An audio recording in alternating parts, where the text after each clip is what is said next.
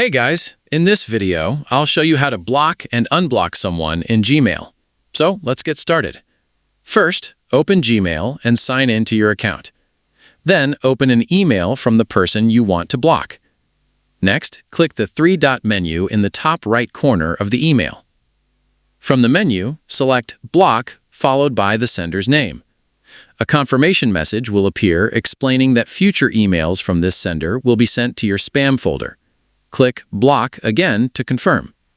If you ever want to receive emails from that person again, you can easily unblock them. Open the same email from the blocked sender and click the Unblock Sender option at the top of the message. Confirm your choice, and the sender will be removed from your block list. You can also manage blocked email addresses by opening Gmail Settings, going to See All Settings, and selecting the Filters and Blocked Addresses tab.